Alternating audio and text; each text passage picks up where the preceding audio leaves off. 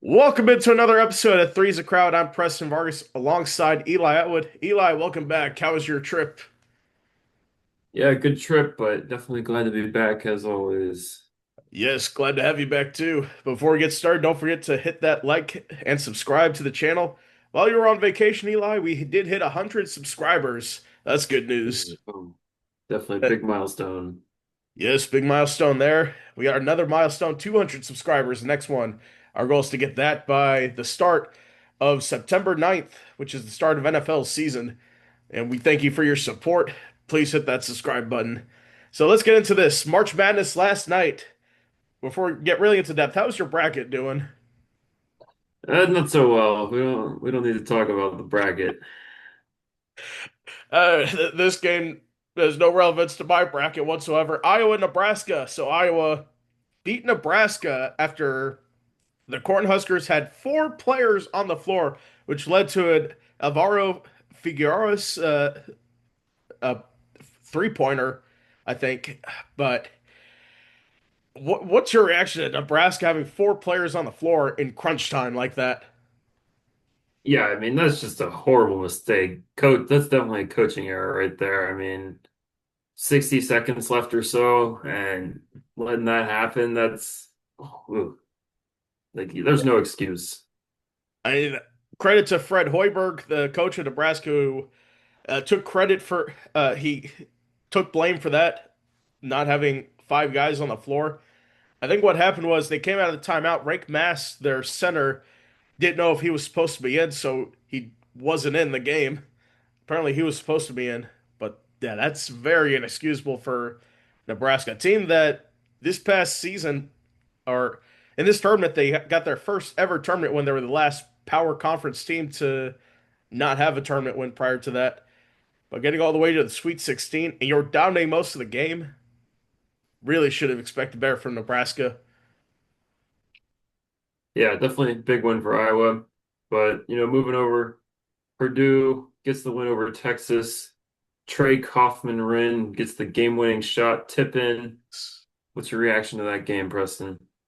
And that was a great game coming toward the end. Credit to Texas, the 11th seed, coming all the way to this point in the Sweet 16, upsetting Gonzaga. They upset BYU, nearly took down Purdue, but in the end, and toward the end, Oscar Cleft fouled out of the game.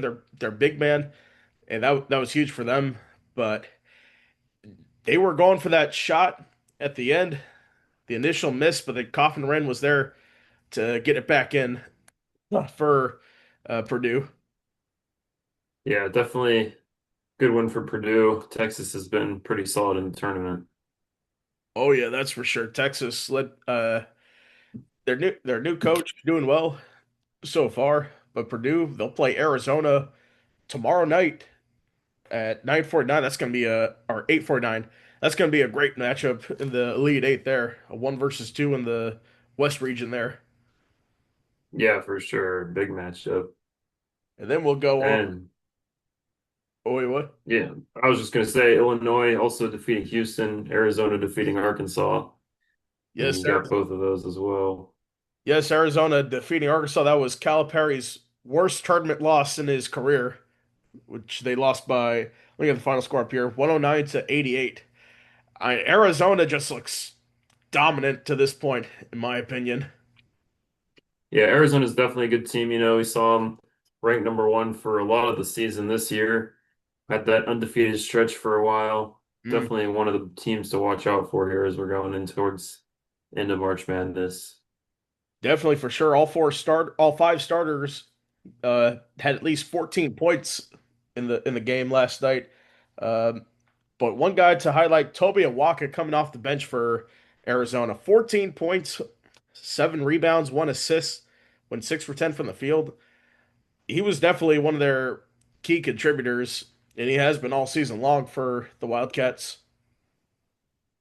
Yeah, definitely a key contributor for them. Also, Del Orso coming off the bench, 8 points, one rebound, one assist. He's also a good contributor. He can have the occasional 20-point game. We saw that in the Big 12 a lot with doing Arizona games. But in Arkansas, Darius Acuff, he had a pretty good matchup. or a pretty good game, 28 points in the loss. But I want to talk about Darius Acuff for a second. Do you think he should be a contender for the number one pick in the draft? I don't think he's quite in that number one pick category, but he's definitely top five pick, I'd say. That's for sure. For Darius Acuff, I would have him over Daryl Peterson for the number two pick, and I still have Devonta number one.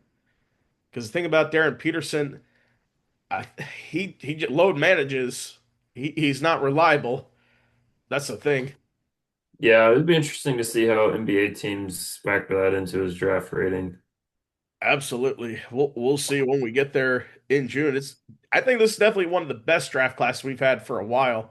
Most of the players in the draft class in the lottery, I think, are playing in college basketball now, which it's a deviation from the past few years where a bunch of international stars have been picked high in the lottery. But it's good to see college basketball having a lot of great talent this year, and next year is going to be great as well. Yeah, for sure. I mean, college basketball this year, there's a lot of guys in the top 10 that could have been number one overall pick just a few years ago in that Russet year, I'd say. Yeah. I think that draft class might go down as one of the worst. Rishon I'm not saying he's a bust yet, but He's a role player, I'd yeah, say. he's definitely not Not, the superstar the Hawks are looking for. And he's less than 10% roster in fantasy basketball. That's another way to look at it. yeah, exactly. I mean, definitely was not the best draft class. Yeah, that's for sure.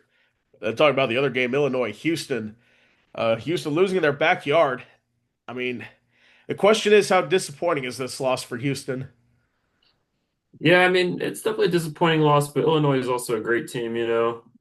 Unfortunately, you can't win them all. I wouldn't be too sad if I was a Houston fan, but you know, it always sucks to lose in March.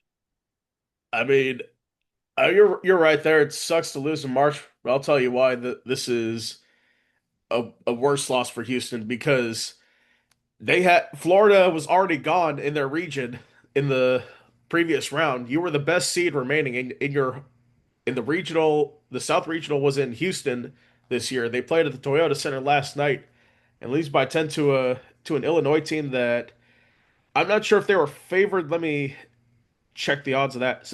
Yeah, they were favored by 2.5 points over Illinois and lose by 10. Definitely not a good game for Houston at all. I mean, their starters not even scoring 20. Nobody scored 20 points. You had only two guys in double figures. It was definitely a low scoring game. Uh, this is glaring. Milos Uzan only 6 points, went 2 for 11 from the field. Yeah, 2 for 11 is crazy. Then off the bench, Mercy Miller 0 for 4 from the field. No rebounds, no points, no assists. In credit only 7 minutes of action, but I've definitely seen a lot more from him. This is definitely a very disappointing performance for the Houston Cougars. Yeah, I mean, for sure, definitely not what you want, but at the same time, I wouldn't be too critical of it, you know. But I mean, for a Houston team that has been to Final Fours, they were in the national championship last year. Yeah, Definitely, but this isn't quite the same Houston team we've seen recently, I feel like. I mean, it's a good team, but I feel like their consistency just hasn't been there like they typically have. we'll take a look at their schedule that they've had in the regular season. Of course, you had a 3 game stretch where you lost to Iowa State, Arizona, and Kansas. I mean, I'd expect them to win one of those, but that is definitely a good gauntlet with two of those on the road. And then that Texas Tech loss on the road, and then your first loss to Tennessee. This is a team that, and then the Big 12 championship, you lost to Arizona. I think that was in the final, but I would say Houston, I think, is a better program than this. I think they'll definitely be back next year. We'll see what Kelvin Sampson can do. Yeah, we'll just have to see at this point. Hmm. And moving on, you know, Paul Skenes only zero point 0.2 innings and allowing 5 runs in the first. I mean, terrible performance. I mean, is this going to be a bit of a slump for him, you think, or is it a one-off game? I think this is a one-off game for him. In my opinion, the Pirates manager shouldn't have taken him out of the game. Looking at what happened in that game, allowing those 5 runs, and there were two crucial drops by O'Neal Cruz in the outfield. I mean, he was playing center field. I think it was for the first time in his career, and it was opening day. I mean, and he didn't have sunglasses on. That's the thing. In a 1 o'clock start time there in Queens, that's definitely a. I think that was more defensive deficiencies in the outfield than for Paul Skenes. He didn't really have good command, but I think you could have left him out for a few innings instead of just the 5 runs allowed in the first. But where does O'Neal Cruz? He usually plays shortstop. That's the thing, and you have him playing center field. Yeah, I mean, definitely it's not the ideal scenario, I guess. Let's see who their regular who their shortstop was. Jared Triolo normally plays third baseman. Nick Gonzalez, who plays second. Your second baseman, Brandon Lau, who they acquired it from the Rays. So they definitely have issues defensively. That's I think that's what truly cost them and why Paul Skenes only pitched less than an inning and allowed 5 runs. Yeah, for sure. I mean, it's definitely a question too, though, if some of this off the field fame and such is starting to impact his performance. Hopefully, that's not what's going on, though. I mean, he played well in the WBC for the US. I mean, the game that he started, I forgot what it was, what game that was, but he played well. It's just I think that the Pirates need to do something to build around him. I think they have good pitching along with Skeens. They got other players in there as well, but I think with their pitching they can make a good postseason run. Their defense is a big question mark, and it showed on opening day for sure. Yeah, for sure. And then we go to the NFL.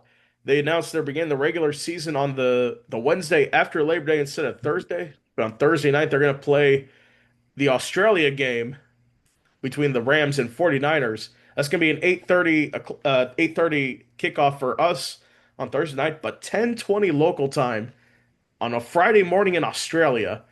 Do you think this is a good idea in a to grow the game there? I get the idea, but at the same time, Australia, I think, is just too far. Like, not even the time issue, but the amount of travel time these players are going to have to endure is going to be rough. I mean, that's a long flight, even for West Coast teams, but if you're coming from the East, it's even farther. Because you've made that flight before to Australia from the West Coast, right? Yeah, from the West Coast, but even from Los Angeles, it's still like a 14-hour flight, I want to say. Yeah, you're traveling a day ahead. That's definitely, Yeah, that's significantly farther than these Europe and Brazil games that we've been having. So it'll be an interesting test. but for me, I'm gonna zone into this 10:20 a.m. kickoff in Australia. Now, you're trying to make it more enticing for the East Coast audiences in the United States, but in my opinion, if you have a kickoff that early in Australia, and plus doesn't work well, it's still a 5:30 kickoff on the West Coast for both those teams when people are just getting in from work on on the West Coast. I mean, what the NBA has done having 11 p.m. tips, it sucks for us on the East Coast with those NBA coast to coast tips. But if you have an NFL game kickoff at 11 p.m., they've done it before in 2013 when the Chargers played the Raiders because they had a playoff baseball game in Oakland, so they had to. It was the day before. I think the issue is, I mean, it's the first game of the season. They can't really do an 11 p.m. game to start the year off. But I do think maybe like a 9 or 9:30 would have been a better choice to make it a little bit even more even across the board. Either that or 10 a.m. But the thing with that is you're still playing in the morning in Australia on a Friday morning when everybody's at work there. I mean, you think if Yeah. you're an NFL fan in Australia who's been waiting his whole life to see a game live, you might have to call in sick to work to go to the game. I mean, but I think people probably will. So that's the one thing to say with that, at least. But do you think they'll get 100,000 people in the Melbourne Cricket Ground where they're playing the game? I think it's possible. I mean, I think, it's something different. We've seen good success in terms of the crowds in Europe. I wouldn't be too surprised if they do hit 100,000. But the thing with the crowds in Europe is the game is a 9:30 a.m. kickoff for us in the United States, but it's 2:30, 3 o'clock for them on a Sunday. That's prime watching hours for NFL games. I mean, I think, and the thing with the Sao Paulo games, they kick off at 8 o'clock, 9 o'clock there. That's still a good time, but I honestly don't. I think this might be a disaster for the NFL. Yeah, it's definitely a big risk. We'll see how it pans out. Yeah, for sure. I mean, going back to 11 p.m. start time, it would be an 8 p.m. start on the West Coast, and then you'd have, I think, a 1 p.m. start, which would be better. But I think if I were to do it, I think you would have kicked off on Friday at 10 o'clock and circumvent all the issues with the TV, the Sports Broadcasting Act of 1960 that prevents you from playing NFL games on a Friday night because of high school football. Yeah. And then you would have take this one, or Oh, sorry. But yeah, okay. So UFO week one is beginning. Birmingham, Louisville tonight, Friday at 8. DC versus St. Louis Saturday at 12. Houston, Dallas Saturday at 4. And our game, our team, season that's pass holders, Columbus, Orlando, this Sunday, 8 p.m. Which game were you looking out for the most, other than, of course, the Orlando Storm? I know there are a lot of teams that could possibly contend. It's all new teams this year because they added the three new teams. So they basically did a whole Madden fantasy draft and got all the players on different teams, new coaches like Anthony Becht to Orlando, who was the St. Louis coach the past few years. I think he made the championship last year with the Battlehawks, but I would say the game that I'm most excited, other than the Orlando game, would be DC St. Louis. Let's see how those fans in St. Louis turn up again. They're the only team that is playing in a non-soccer stadium. They're still playing at the old Rams Stadium there in St. Louis, but we'll see how they sell out there. That's the only UFL game we'll be streaming this week. But I think it's going to be a good season for the UFL. I'm looking forward to it. Yeah, me too. Hopefully the Storm have a good year. DTR leads us Yes. to the championship.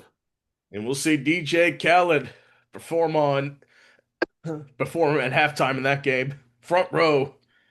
Yeah, they've been advertising that pretty heavily. We'll see. Hopefully that draws a good crowd for the game. Let me see the UFL title odds. Let me look that up real quick. Um, so according to DraftKings right now for the 2026 title odds, um, it's Birmingham at plus 340, DC plus 360, Dallas at plus 550, and the Storm at plus 550. So there's six teams that could probably win the title this year, and only four make the playoffs. It'll be interesting to see. Right now, it looks like Louisville and Houston are the only teams at plus over 1,000 to win a title. But I think it's gonna be a competitive season. We'll see who wins. Yeah, it'll be interesting. See who's able to get the win. Oh yeah. Let's actually before we move on, let's make some game picks. Birmingham, Louisville, who you got there? Obviously it is a little tough to just make assumptions based off these teams, but I guess I'll just go off of vibes alone. We're going Birmingham. They've been good the past or the first few seasons of the UFL, so I hope they keep rolling through. From the UFL era through or USFL era into the merger with the Yeah. UFL. I'm taking Birmingham for the win there. Then DC St. Louis. Who you got there? DC, St. Louis. I mean, St. Louis lost their head coach, lost their whole team. Obviously, it kind of happened with all the teams, but I feel like extra pain for them is it's been a bit of a stab in the back with their coach going to another team in the league. DC has a passionate fan base. They're always out there. The I'm beer going to take snake. DC.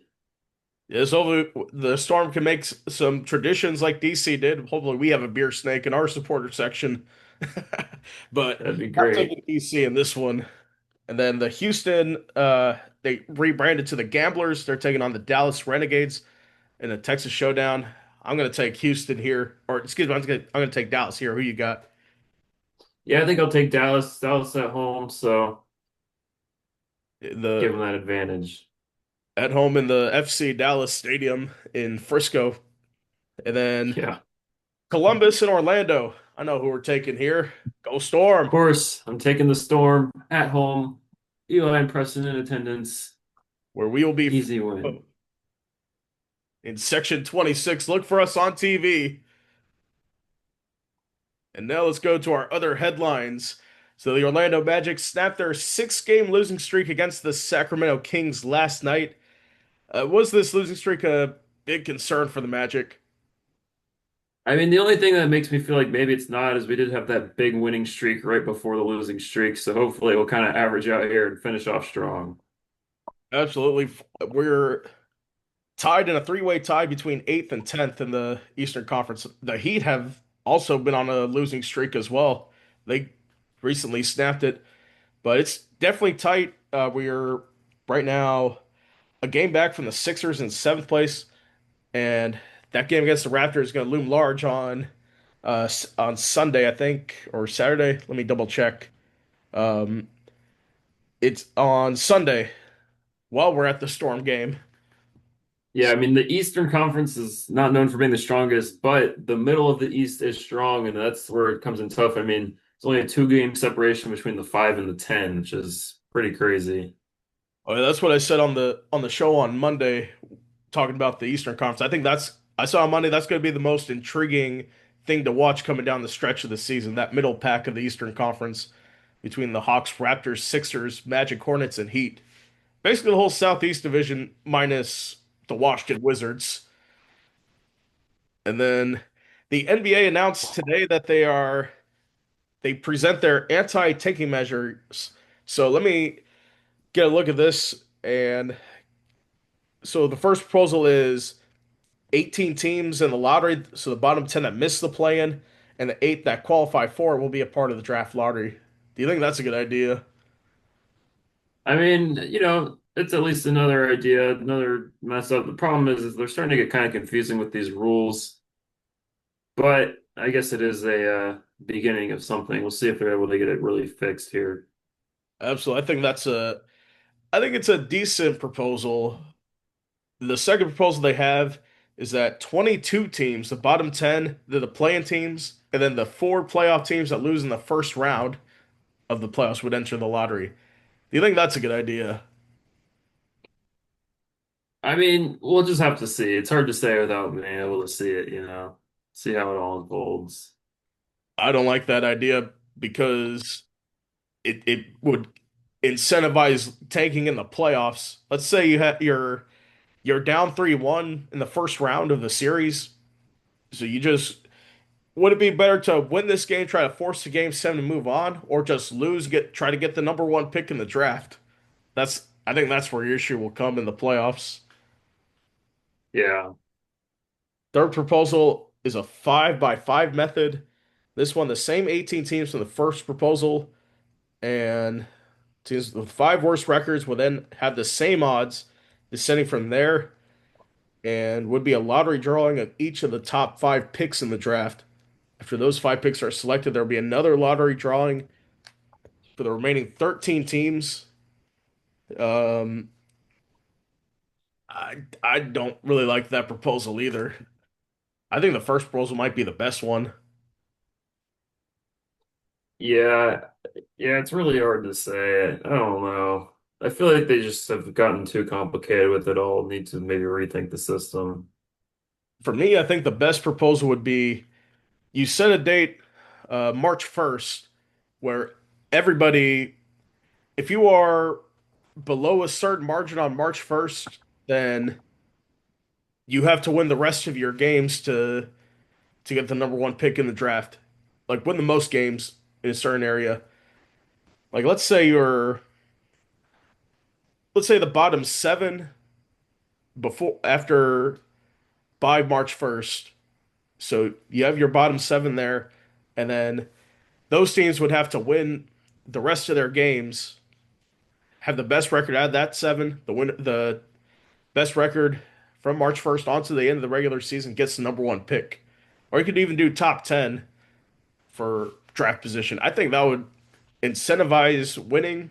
You might even make a playoff spot if you're still alive. Yeah, the only issue I see with that is teams then are just going to tank the first part of the season and then try extra hard towards the end. So it's how do you balance it? Because like one idea I've liked is the once you're mathematically eliminated, every win helps you. Yeah. But at the same time, that just results in tanking earlier in the season. I mean, that's the problem with these proposals. There's really no great solution. And for me, the solution that I thought of at first was reversing the order, like having teams where the worst team out of the playoffs gets the number one pick, like the women's hockey league does, the PWHL. But I would say the thing with that would be you'd have teams that could tank the final game of the season if they're right on the cusp of making the playoffs. Yeah, yeah, that's true. It's really there's no great solution. I mean, yeah, unless you reduce the number of games, but I don't see that happening. I don't think the owners would want to see that happening. And then Will Wade leaves UNC for LSU after spending a season at NC State.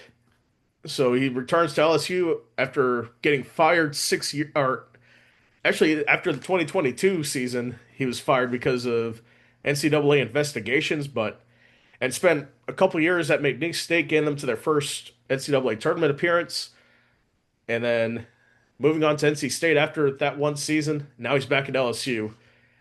Apparently, he told the NC State athletic director that he loves to be there, and now he's bolted. What's your reaction to that? Yeah, I mean, it's a bit of a Preston move, saying you love where you are and then leaving. But I think it's just a move for him to get back to where he likes to be in Louisiana, Some at LSU, some at McNeese State. That's where he wants to be, I think. And for those of you who don't know what Eli is referencing, we played NCAA 14 a few years ago in a dynasty mode. I was at NC State. We did this whole thing with promotion and relegation. It's all complicated thing that we did in the game, but I went to NC State, who was in the second tier. We were trying to get them promoted to the first tier of college football, and I get an offer from LSU, who was in the first tier, after saying that I would sign an extension with NC State and then bolt to LSU, win a national championship there. So when heard Will Wade was doing that, that's the first thing I thought of. Yeah, definitely pretty crazy move, but hey.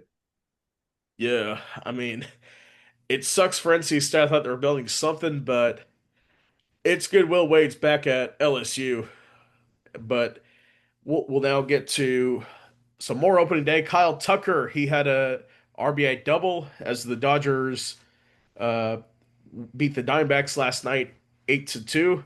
Are the Dodgers going to three-peat? Yeah, we'll see, would that be the first in the MLB? I'm not sure. What say again? Would that be the first three-peat in MLB history? I have no clue, to Oh, be honest. no, when the Yankees did it, I think 26 years ago from 98 to 2000. They should have Gotcha. four-peated, but I hope the Dodgers don't. But we did kind of a preseason MLB prediction for the show on Monday, and I picked the Mariners to face the Mets in the World Series. I think the Mets are pretty good with Bo Bichette and all those guys. And then We'll just have to see. Caleb Williams filed a trademark for Iceman. Do you think that's a good idea? Yeah, I mean, of course, might as well take advantage of the nickname. I agree too, but there's legendary NBA player George Gervin, the Hall of Fame NBA scoring champion, who was also nicknamed the Iceman. He apparently isn't happy that he's trademarking it, but Hmm. the question is when did George Gervin play? Let me look that up. 1 second. He played um, from 1972 to 1990, mostly with the San Antonio Spurs, a nine-time All-Star with them. But I think I think Caleb Williams is really taking the Iceman to a whole new level. Yeah, for sure. And speaking of ice, Alex Ovechkin scores his 34th hat trick in the Capitals' 7-4 win over the Mammoth. Let me see where the Capitals are right now in the standings. But uh this is another milestone moment for Alex Ovechkin, the all-time leading goal scorer in NHL history. I, I'm not going to say he's over Gretzky, but where do you think he ranks all-time in terms of hockey history? Yeah, I mean, he's definitely one of the best of all time. He's done it well for years. Maybe in the top 10. hmm I think so too. So looking at the standings for the NHL for the wild card right now, the Capitals are 6 games out from the Islanders for that final playoff spot. 3 games back. We'll see how they do down the stretch, but it's gonna determine. They got a big game on Saturday with the Golden Knights, the Flyers coming up.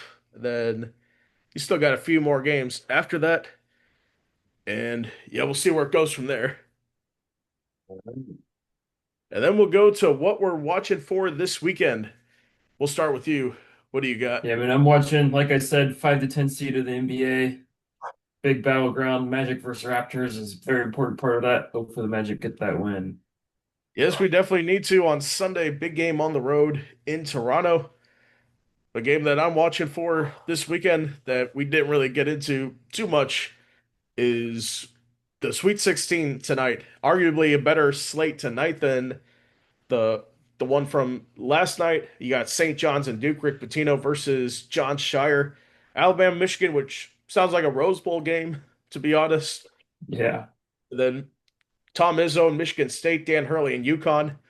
Then Tennessee, Iowa State. I think those matches will come way down to the wire. Those are the games we'll be streaming for tonight. And that's going to do it for today's episode. Don't forget to like and subscribe to the channel. We'll be back for another episode on Monday, but tune in. Like I said, Sweet 16 action tonight beginning at 7 o'clock Eastern, then UFL action on Saturday with Elite 8, also Saturday. So tune into that. Thank you guys for watching, and we'll see you again next time.